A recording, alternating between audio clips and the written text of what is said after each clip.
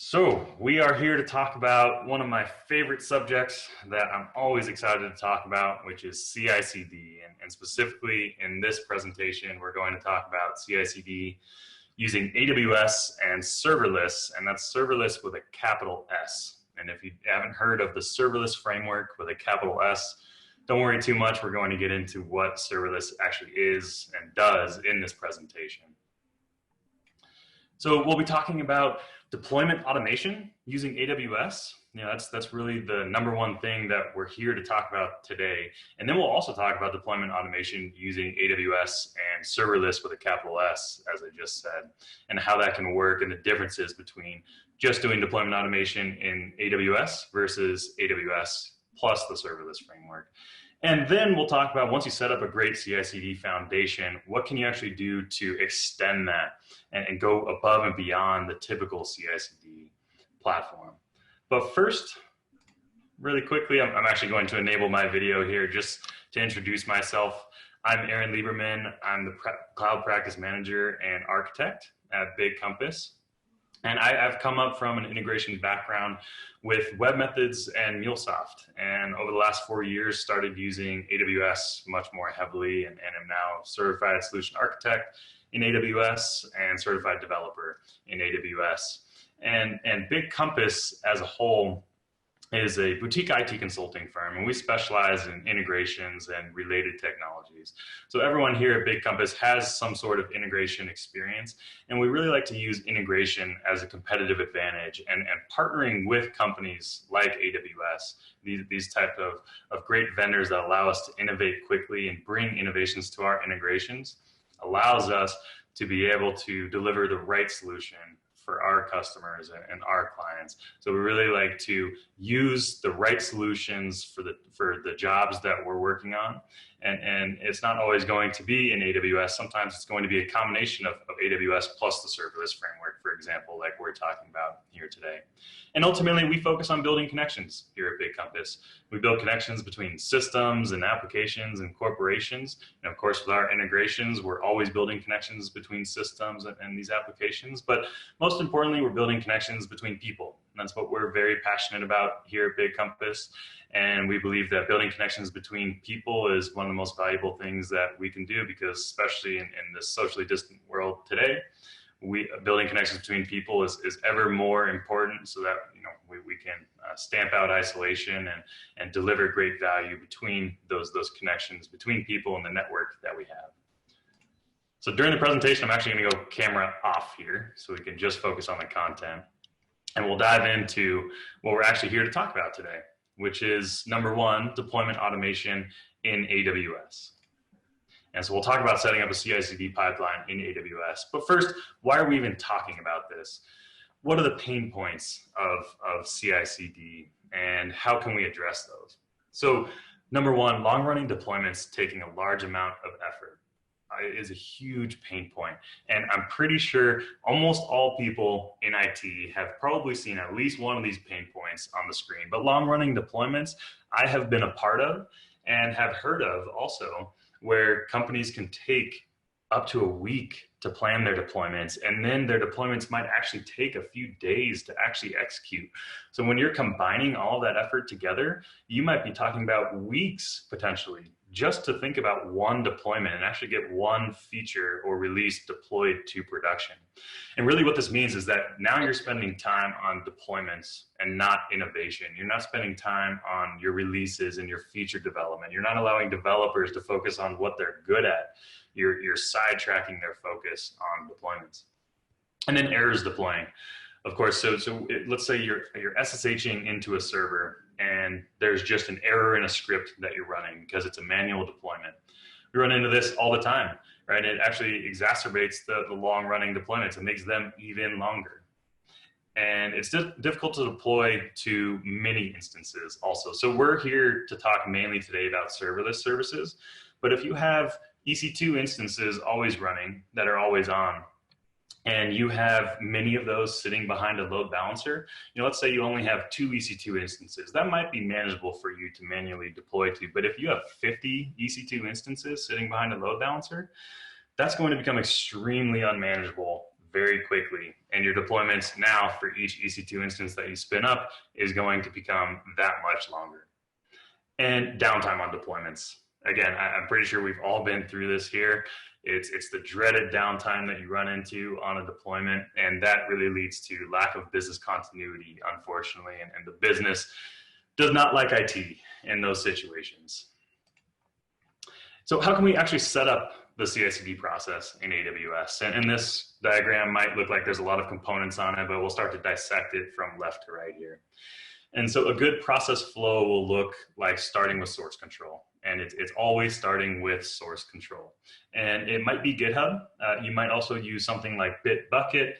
Whatever source control is right for you. If you want to go all AWS, that might be AWS code commit.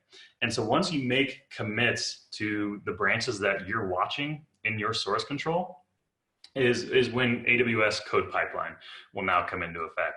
And what AWS CodePipeline does is AWS CodePipeline is really an orchestration tool. AWS CodePipeline will execute different phases of your deployment. So diving into this AWS CodePipeline box here, we actually have 3 steps. And the first step is going to be AWS Code Build. And Code Build is responsible for actually building your code and creating an artifact that you can actually deploy in your deployment step. So let's say you're running a Node application. This might be building all of your Node modules and packaging up that deployment to be deployed via CloudFormation or other tool. So AWS Code Build is actually running commands to build your application. And then you have this optional second step, which is a manual approval step. This manual approval step, oftentimes we think about continuous integration, continuous deployment, but it's actually cutting off the continuous deployment piece of CI/CD. And why you would want to do that, I see continuous deployment being extremely effective in lower environments many times, but not in production. And many businesses want to be able to control and throttle what's actually going into production. So this manual approval step here is great for cutting off the continuous deployment piece of that. If your business, say, wants to deploy only every Wednesday morning at 9 a.m., right? And then you can use this as a control point to actually execute those deployments and limit the access to who's actually manually approving those deployments. And then the third step would be your deployment step. And your deployment step can be a variety of different technologies. We elected to use AWS CloudFormation here, but don't take this as the solution that would fit every scenario. This is one solution that could fit one particular scenario. So we elected to use AWS CloudFormation for our demo here today. And the reason for that is that AWS CloudFormation can deploy all of these assets that you see here on the right side of the screen. And AWS CloudFormation takes that build artifact, that code built up, and uses that to be able to deploy the code, the changed code that we saw from our source control to the AWS Lambdas here. And if any changes were made to API Gateway, for example, it could also make those changes. So this is one example setup of what you could do purely in AWS to start to automate your deployments. And we didn't talk much about branching there. So of course you want to integrate your CI/CD automation with branching, and you want to make this a good experience for your developers. And so you want to think about actually your service development lifecycle here. And your service development lifecycle many times will allow you to start to check in code to different branches in your source control. So say in your source control, you have a develop branch, and your develop branch is deploying to your development environment. And maybe you have a QA branch that's deploying to your QA environment, and your master branch is deploying to your production environment. So now for each one of these branches and each one of the environments that you have, you would replicate that code pipeline that we just talked about to each one of those, to tailor to each one of those environments. And so the architecture is exactly the same here, but now you just have CodePipeline watching one specific branch and deploying to one specific environment rather than one CodePipeline always deploying to all environments, because you want to be able to separate that out for your service development lifecycle and go through QA, for example, before actually deploying to production. So this is what this actually looks like in reality. And the more environments you have, the more times you would replicate this. So if you have 4 environments, for example, you would replicate this 4 times. So that's how you would accomplish CI/CD automation in AWS. It's one example of it, but let's actually talk about AWS plus the serverless framework now. And this is something that we're really excited to talk about.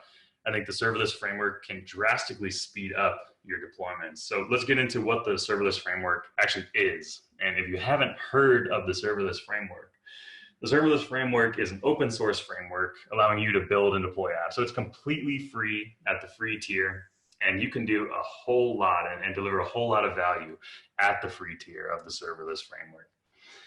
And it's configuration driven. That's written in YAML. So it looks very similar to CloudFormation. If anyone here is familiar with CloudFormation, you're going to it's not going to be a huge leap to actually make the leap into the serverless framework. And it includes a command line interface that allows you to execute pretty simple commands like serverless build and serverless deploy to build and deploy your code once you have serverless integrated with your code.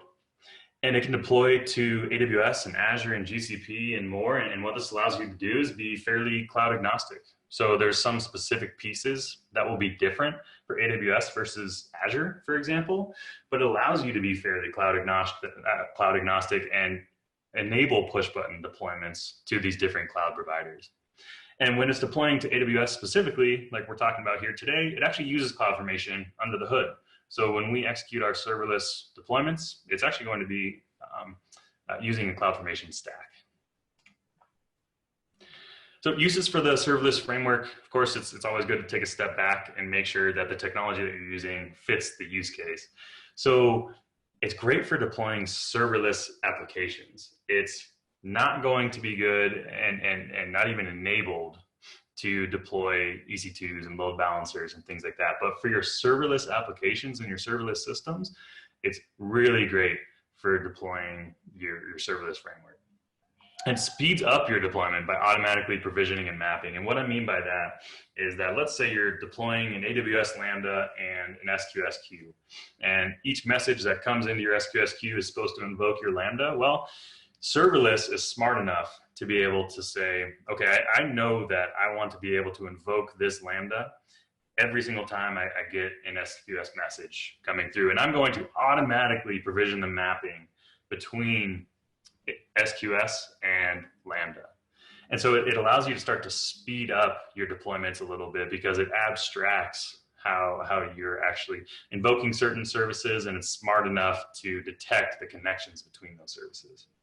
And it can enable a multi-cloud strategy. So I talked about that on the previous slide, that it's fairly cloud agnostic, and you can enable those push button deployments to multiple different cloud providers if you wanted to. And the last use here for serverless framework is that it's really great with local testing and mocks of the cloud setup. So how many times have you tested an AWS Lambda, for example, locally, and it works? But then when you go and actually deploy that Lambda to AWS, something breaks. Right? The environment in AWS is different than your local machine. But what serverless is great at doing is it can spin up a cloud-like environment on your local machine so that when you're testing on your local machine, you can be more confident and ensure that when you actually deploy that to AWS, that you're going to get success there in AWS as well. And so how can you integrate the serverless framework with AWS? And this is what we're building up to. Right, your build and deployment configuration is now housed in a serverless YAML configuration file. And Jerry will show that in the demo here today in a few minutes. And so you're not necessarily creating your infrastructure as code in CloudFormation. You would be including this now in your serverless YAML, for example. And the serverless framework takes over your build and deploys your code. It can actually do both, and we'll see that in action again here in our demo, as well as an architecture diagram. And that can actually eliminate steps from your code pipeline, as we just saw. So what that does, eliminating steps from your code pipeline, might simplify your code pipeline, but it makes your build just a little bit more complex. So there's a trade-off there, and you just have to think about those and make sure it's right for you. So what does this look like in action? Now this diagram looks very similar to the diagram that we saw previously, where now again, starting on the left-hand side, the start of all of this is going to be commits to your source control. And again, figure out your branching model there, but commit to a specific branch would now invoke your AWS code pipeline. And within CodePipeline, now we have, again, this manual approval step, which would be doing the same thing that we just talked about and be used for that control point. It's an optional step that you can use in your CodePipeline. And then we see only one other step here, and that's the AWS code build step now. But if we drill into that AWS code build step, there's actually two commands being run in there.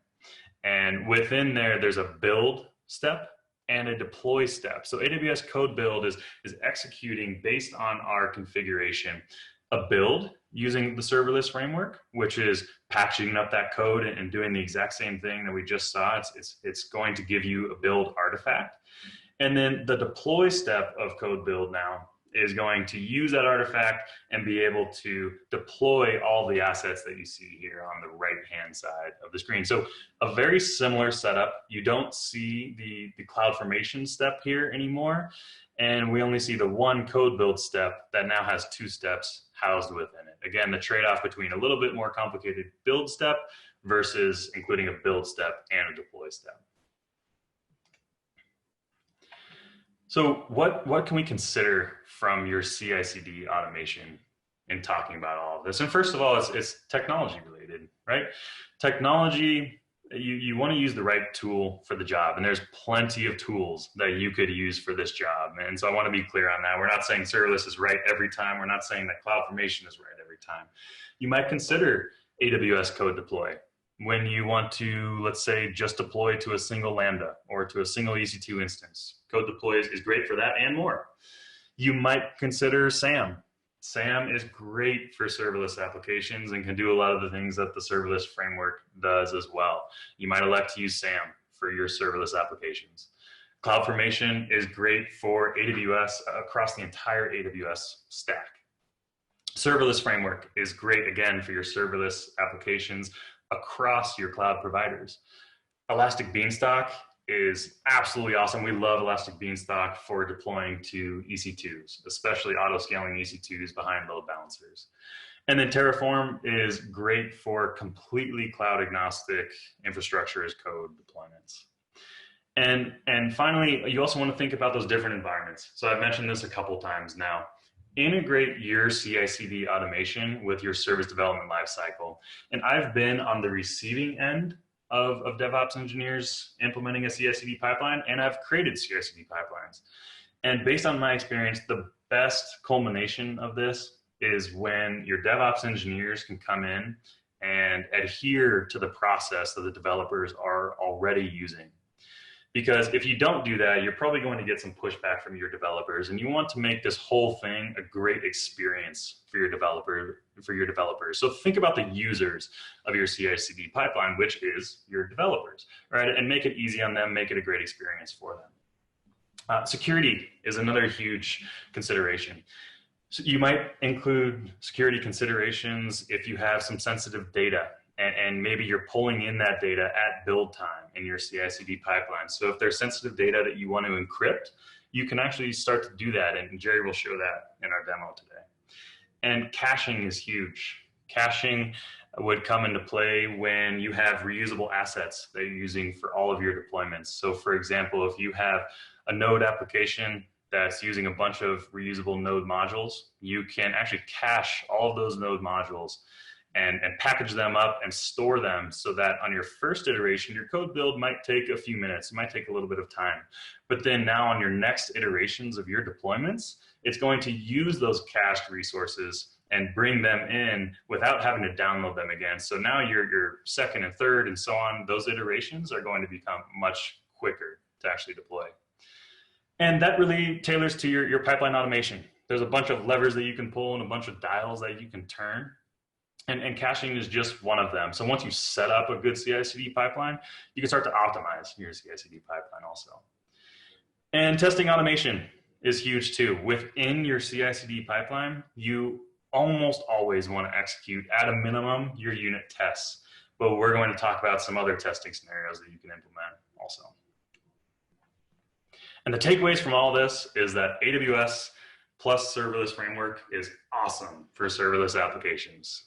AWS and serverless only works in certain scenarios though, right? So don't try to fit the square peg into a round hole. A more diverse system might use CloudFormation or Terraform, or a more diverse system if you have always on things like EC2 and RDS plus serverless services like Lambda and SQS and SNS. You might even split those deployments up as one of the possible options that you can take, where maybe Elastic Beanstalk handles your EC2s and the serverless framework handles all of your serverless services. And I really want to stress here, the final point is that CI/CD is an evolutionary process. Just like any other project, CI/CD is iterative, it's evolutionary. So there might be low-hanging fruit for you, where a huge pain point right now is you have long-running deployments and manual steps in those deployments. And what you can do is set up a CI/CD pipeline to just address that need and really deliver a whole lot of value just in that first iteration of the project. But then after that, as a second phase, you can then come in and start to optimize. You can worry about security and caching and other CI/CD considerations, but deliver it iteratively as you would a normal service development lifecycle. And I especially want to stress that point because now we're going to talk about, a couple again of my favorite subjects in going above and beyond with CI/CD. So once you have a great CI/CD foundation, now you can start to think about really delivering a lot of value. And we're going to talk about 2 ways that you can do that. But again, don't try to bite off everything. Bite off the small chunks and deliver these things iteratively. So the first above and beyond subject that we're going to talk about once you have CI/CD implemented is QA automation. And why are we talking about QA automation? Well, I think, again, a lot of people in IT know what the pain points are when it comes to your QA cycle or your testing cycle. I'm pretty sure that we've all had bugs deployed to production and we've had to be able to roll back. And it's again, it's not a good scenario. A lot of times it's affecting business continuity when you have bugs deployed to production, and it doesn't look good for the IT team that's deploying. And it's difficult to regression test. You might have a whole lot of regression test scenarios, especially if you have a complex system or a complex application. It might be very difficult to be able to regression test, and it might be extremely labor intensive to be able to do that. And that ultimately slows down your releases and doesn't allow you to innovate as quickly. And you might also have a lack of understanding of use cases. And this wouldn't be because somebody is incapable of something. It might just be because there's lack of documentation. There's always going to be turnover in organizations, and if somebody in your QA team leaves and there's not good amount of documentation to replace them and have somebody to come in and know everything that person knew, well, then that person's probably going to have blind spots, and it's going to be difficult for them to be able to test all the scenarios because they don't know what they don't know. And so your QA automation scenarios probably look something like this, where you might have UI testing automation that you can think about, and unit testing and regression testing and load, stress, and security testing also. But again, I just want to stress here that this can be an iterative approach. And I would also stress that I personally would bite off unit testing first. And then I would probably move on to the other types of testing here, like regression testing. Regression testing would be a great second phase of automating your QA cycle. And what you can do is you can build this in now to your CI/CD pipeline.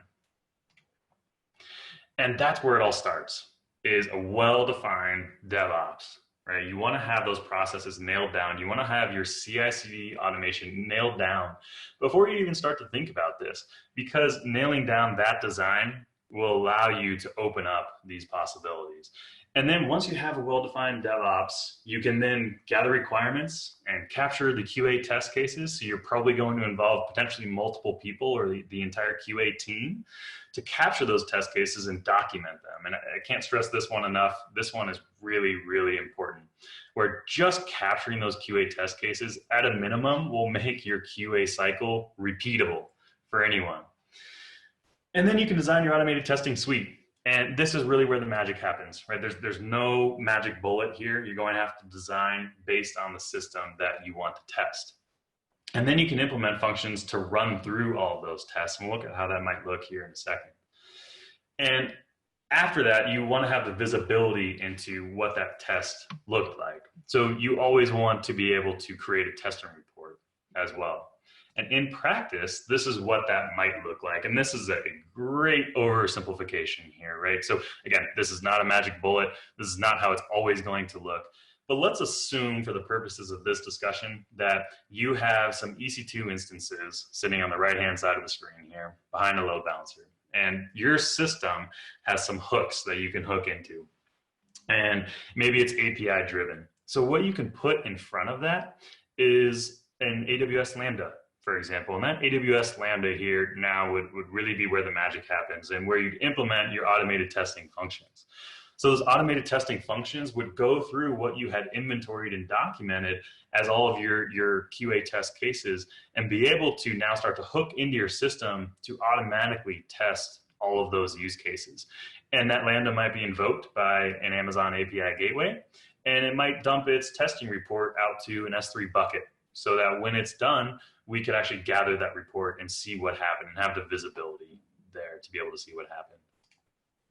So automated testing considerations, there's a whole lot of these.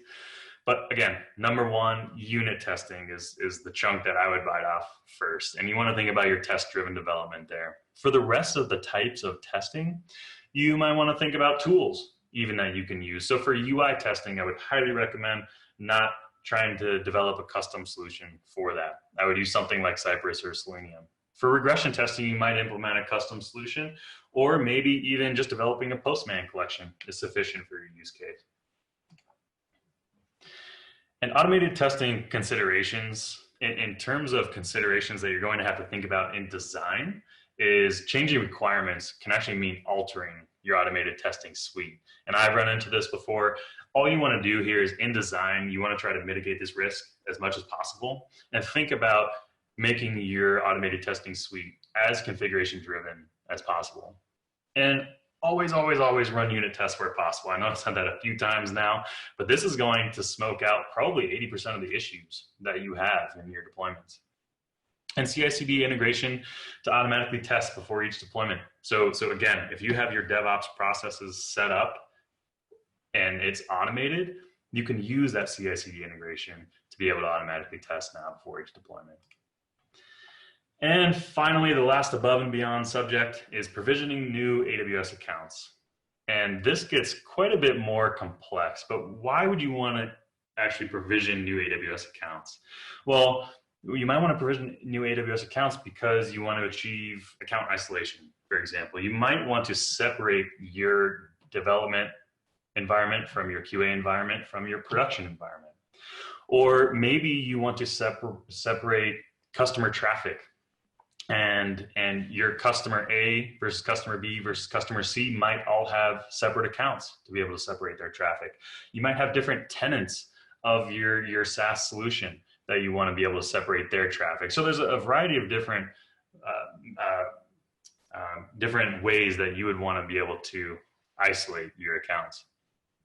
And it might be difficult to sell your SaaS solution right now and difficult to monetize that SaaS solution. So actually spinning off new child AWS accounts to roll up into your master account can help you monetize that solution. And time taken to manually deploy new accounts is a huge pain point. So think about if you're already struggling with deployments within a single AWS account, think about spinning that off to 50 new accounts. You really want to have your CI/CD and DevOps processes nailed down because the time taken to manually deploy to new accounts will only multiply if you start to get into this area. And so how would you actually start to create an account, a child account, that would be linked to your master AWS account to resolve any one of those pain points that we just talked about? Well, first of all, I think the obvious one is creating a new account. And the AWS tool that you would use to do that, or tools, is AWS Organizations and CloudFormation. And Jerry and I are happy to dig more into this. We're not going to dive too deep here because it can get pretty complex.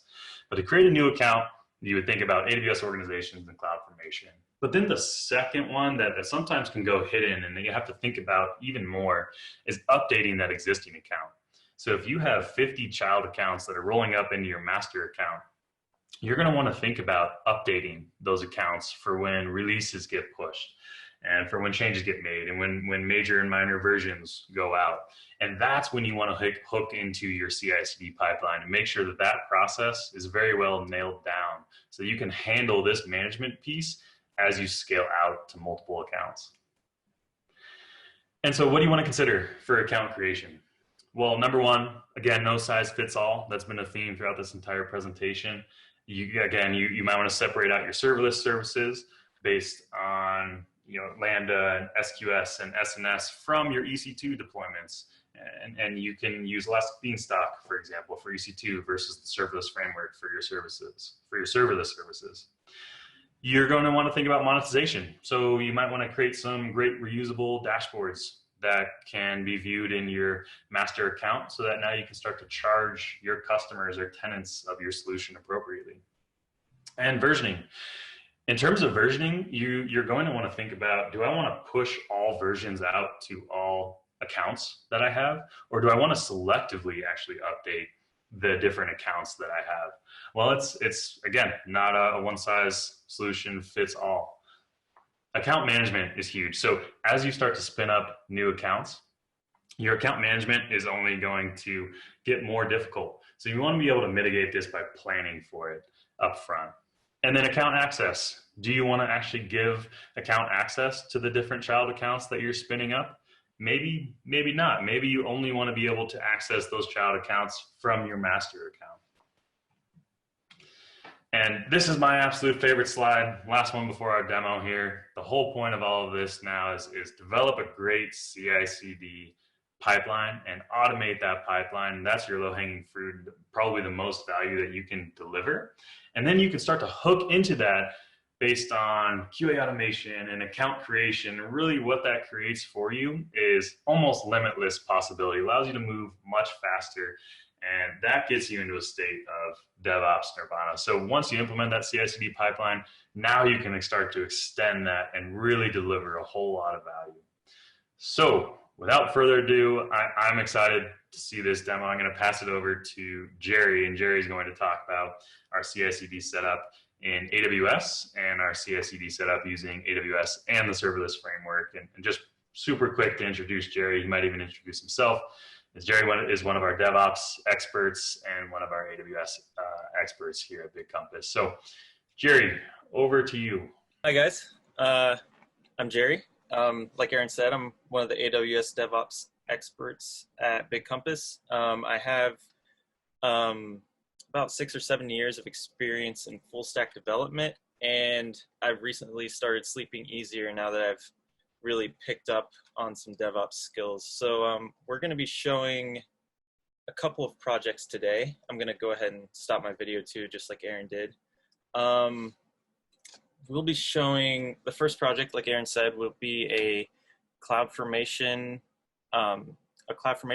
project that integrates with CodePipeline. And our second project today that we'll be showing to you guys is a serverless framework project that integrates with CodePipeline, and it'll be provisioning many more resources than our first demo using just CloudFormation. So just to get started, I'm going to go ahead and share my screen. And before we begin, I'm going to go ahead and make an update to the pure AWS project to kick off our CI/CD pipeline. So this is a pretty simple project that provisions just a couple of hello world type of lambdas. One of them prints out your name. The other one just prints out hello world. Although right now it's only printing out hello Mars. So we're going to just update it to say hello world. And I'm going to go ahead and push this off to Git.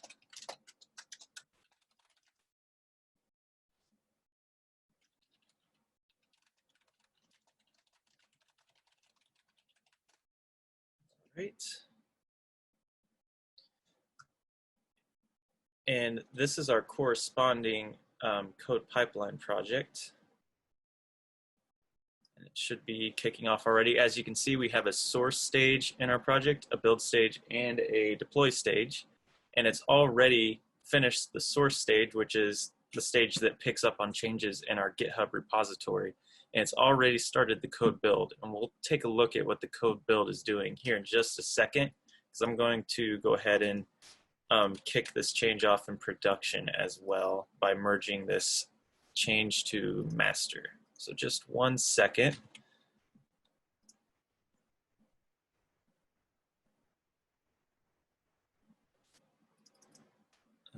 Shoot. All right. So this is our, this is our corresponding project on the production, in the production environment as well. And we can see that it's also started kicking off the build. We're going to go switch back to the develop project and see how the code build is going. If you click on details in a build stage, you can actually check the progress as it's going. So you can see some phase details here.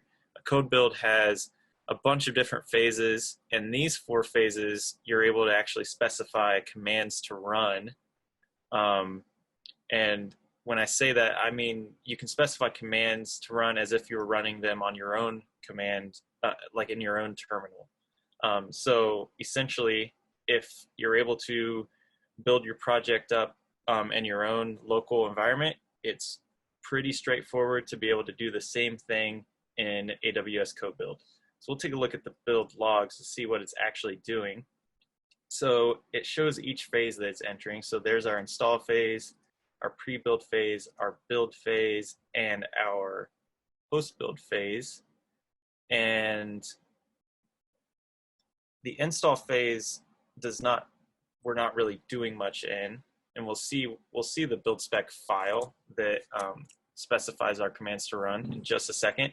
But we can see in the pre-build, it's running a yarn install to install dependencies for our lambdas. And then we see in our build phase, it's running an AWS CloudFormation package command, and we'll dig more into that here in a second. But basically, our code build is creating a package.yaml file to prepare a deployment for CloudFormation. So I'm going to switch back over to our project here just to show how this corresponds in the project repository itself. So we saw here we had our source directory with our actual code, but now we're also going to look at a couple files that integrate with the CI/CD itself. So our buildspec.yaml file is what truly powers our code build step. So what this YAML file is this might look familiar. We had our pre-build phase that we saw in the logs a second ago. Then we had our build phase, and you can see the yarn install command that we're running there and the AWS CloudFormation package command that we're running. So it's pretty straightforward to just take your local commands that you run to build your project and just put it in a buildspec.yaml file and get up and running with CodePipeline pretty easily. We're going to dig into this command really briefly. What this CloudFormation package command does is it takes a CloudFormation template file, and it takes any local file paths that are specified in the CloudFormation template file and replaces them with S3 file paths, and then outputs a package.yaml file at the very end, which is a deployable CloudFormation template in the end. So what we have for our CloudFormation template in our project repository, this is all there is right now. We see we have 2 lambdas that we're provisioning, and they both have code URIs with just the current working directory. So what our CloudFormation package command does is it interprets this template file, sees the local file paths. In this case, we only have one local file path that we specify in both lambdas, which is the current working directory. It will make a zip file based on that file path and upload it to S3, and then the package.yaml file that results at the very end looks exactly like this template, except there's S3 URLs in the code URI property instead of local file paths. And this is that represents a CloudFormation template file that's actually deployable in AWS, because if you have local file paths in your CloudFormation template, that's not something AWS can interpret and deploy for you. You kind of have to do this build step first. Anyways, I'll switch back over to the CloudFormation project itself, or sorry, the CodePipeline project itself. And we're going to take a look at the deploy stage now. So at the very end of the build, we had that package.yaml file that I was mentioning. And this gets sent to the deploy stage. And to look at the details of a deploy stage, we could just click details here. And since this is a CloudFormation deployment, it's actually going to open up the corresponding CloudFormation stack that it's deploying to. So we can see the updates already completed. We've already deployed everything. We can take a look at the events as they happened. So we can see a few minutes ago, it finished the update and it was updating the Lambda functions and everything like that. We can look at the resources that it deployed. In our case, we're only deploying 4 resources. That's 2 Lambda resources and 2 roles for each Lambda. We can also look at the template file, and this represents the package.yaml file that I was mentioning that our code build stage outputs and sends to the deploy stage. And as I was saying, our code URIs that we saw in the template.yaml file get converted to S3 URLs that our deploy stage can actually use. So that's just an example of our CloudFormation setup that we have. And we can look at the Lambdas that that we updated in the end. This was our Hello World Lambda. And as I was saying, we were outputting Hello Mars before.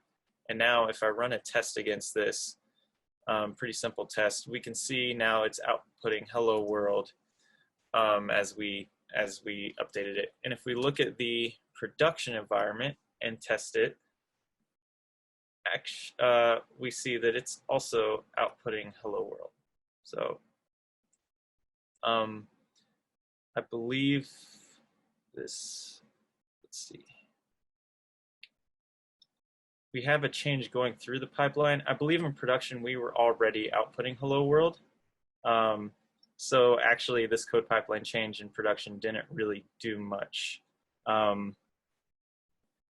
But we can see in our code pipeline for production, we did have a manual approval step. And this is a difference between our dev and prod code pipeline. This is just showing how you can add as many stages as you want in code pipeline by simply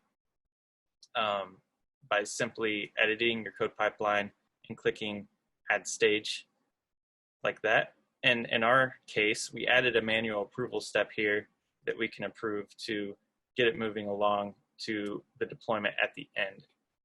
So that is an example of using CloudFormation with CodePipeline. And if there aren't any questions from anybody, I'm going to go ahead and move on to our Serverless Framework project. So moving right along, as I said, we have a Serverless Framework project that that provisions a little bit more resources than our CloudFormation project. In fact, this project provisions almost 70 resources in the end. And as Aaron said, the Serverless Framework uses CloudFormation in the background, so we'll be able to see this project in action as it's deploying and updating or creating new resources in CloudFormation. So just like before, I'm going to go ahead and just update us, make a simple update to kick off our code pipeline. This is a simple Lambda we have in our project that is just logging out a version, and we're just going to update the version. So first off, take a look here. We'll see that currently this Lambda function is spitting out a secret message. So we'll see how that works. And it's also logging the version as 1.0.6 right now. So I'm going to go ahead and change this to 1.0.7.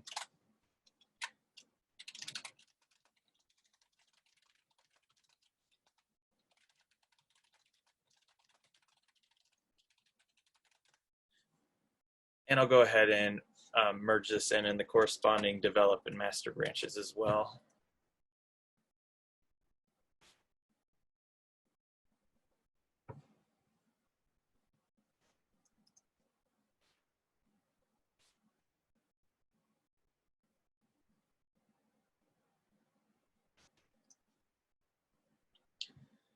All right, so that should be kicking off our code pipelines for our serverless framework project as well. And just one thing to note here, a big difference with our code pipeline in this case is you might notice there's only a source and a build stage. And as Aaron was saying before, serverless framework is really nice because it can do your build and deployment with one command. So we're going to take a quick look at what this is doing right now. You'll notice in the build logs right now it's showing blank. And one thing that happens with code build is it will queue your build up. And it can take anywhere from maybe just 30 seconds to sometimes longer than 5 minutes for it to actually start building. So that's just one thing to look out for if you're working with code build, is sometimes you'll have to be a little patient. But I'm going to go ahead and switch over to show how this is working in the actual project while we're waiting for this build to start. So like I said, we've got this serverless framework project, and this is actually a project we've been developing at Big Compass. It's a serverless framework accelerator project that's meant to help get someone up and running quickly with several different Lambda examples that integrate with different resources. So we have examples that key off of and push to an SQSQ, and similar ones for keying off of an SNS topic and pushing to a topic. And this Lambda that we're updating specifically is an example of having environment variable secrets passed to your Lambda function. So we'll take a quick look at how that works too. Similarly as before, we have a build spec file. And so if we open this up, we're doing a yarn install like before. We're running a yarn decrypt function. And what this command actually does is proxies to run serverless decrypt in the background. In package.json, we have specified this as just proxying to run serverless decrypt. So what our code build will do is it's using a serverless plugin called the Serverless Secrets plugin. We specified that in our serverless.yaml file as a plugin. The Serverless Secrets plugin allows you to save encrypted environment variables within your repository. So as you can see, we have a secrets.dev.yaml and secrets.prod.yaml, and these files don't get committed to Git. Instead, locally, we encrypt these files and commit those to Git, and we have to use a password when we're encrypting them. And in our code build, we decrypt these files with this command, and we have to specify a secrets password in our code build that our build spec will replace this with. So if we switch over to our code build and look at our environment variables, this is the secrets password that we've configured to send in to our build spec. So in the end, what ends up happening is this encrypted file within our code build environment, we decrypt it, and we get a resulting file that has this secret message inside of it. And then you're able to actually pass these variables into your serverless.yaml file here. Now, we're not going to go into everything that we're provisioning in our serverless.yaml file. In fact, we'll just take a quick look at the function that we're looking at. But as you can see, in serverless, you can specify a ton of different functions and resources, and you have just one code pipeline that's provisioning all of these resources. So you can pretty feasibly stand up an entire API for your use case with one configuration file and one code pipeline. So it's pretty nice in that regard. in this get secret message configuration, we see down here that we specify an environment variable called secret message, and this this basically routes to our secrets.dev.yaml file in the dev environment, and then our secrets.prod.yaml file in the prod environment. So our production Lambda gets access to secret message as well. Instead, as you saw before, it says life is good instead of the message that we have for dev. So that's how that command basically works at a high level. You also see that we're running a yarn test, which is just running some jest tests. And then we're also, at the very end, we run yarn deploy, which basically, just in the same way that yarn decrypt proxies to serverless decrypt, yarn deploy runs a couple of different commands, but one of the commands is serverless deploy. And so our code build essentially just runs the serverless deploy function at the end of everything, which builds and deploys your project. And that's why our code build only needs, or that's why our code pipeline only needs a build step, because we're running the deploy command here. You could technically run a serverless package command and then do a deploy stage later in your code pipeline, but we're just showing how you can forgo having a deploy stage by running serverless deploy in your code build. So just switching back here, we see now that we do have some code, some build logs. So we see that it's entering phase install as before, entering the pre-build. As you saw in our build spec, we didn't define a pre-build there, so that's pretty much blank. Then we see a lot of things happening in our build phase, and you see it running jest coverage there. That's our unit tests that are running. You can see it decrypting that file that we were talking about. And finally, at the very end, well, actually, it's still building a bit because our build includes some bundling with Webpack and a lot of other nice things that results in some very small minified Lambda functions that have the least code possible. So our build in this project takes a little bit longer than some might take because we're doing a little bit more work in it. But so that's why it's still running. So we see right now it's bundling everything with Webpack, and in a couple minutes it should be finished up and should be deployed. So actually we see here that we've finished deploying in production, which is kind of funny. It's not often that you finish deploying in production before you finish deploying in dev, but we can switch over to production at least and see that if we run a test against our production environment, we see the life is good message like we saw in our secrets file. And then we also see the version is 1.0.7, which is what we updated it to. And our dev one should still be 1.0.6 because it's still currently being deployed. So that's just a little bit of an overview of how everything works. And this is the, this is the wrong stack. So this is a corresponding CloudFormation stack to our serverless project. This is the production stack.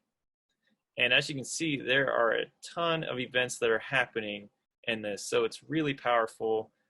We've defined just a lot of YAML, and AWS does all of the hard work of figuring out, well, Serverless Framework in this case, and AWS does a lot of hard work in figuring out what we want and does all the work of provisioning it for us. So instead of wasting a lot of time provisioning almost 70 resources ourselves and linking them all together, we're offsetting that work to have Serverless Framework and AWS do it so we can spend more time innovating and relaxing on the beach and all of that fun stuff.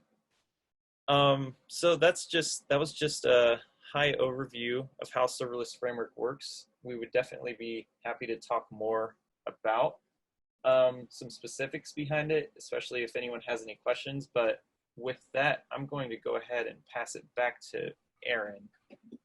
All right. Thanks, Jerry. Great demo. So we just went over the demo, and I'm going to wrap up here very quickly because I see that there's some questions that I want to discuss. So next steps, feel free to reach out to myself, Aaron Lieberman, aaron@bigcompass.com, or Jerry Dixon, jerry.dixon@bigcompass.com, to discuss any of this more in depth. Again, it's something we're really excited and passionate about, and happy to walk anyone through any part of the demo or any one of the presentation pieces. And we will put the presentation and recording out to the internet, and we'll let you all know and follow up with you when that has happened.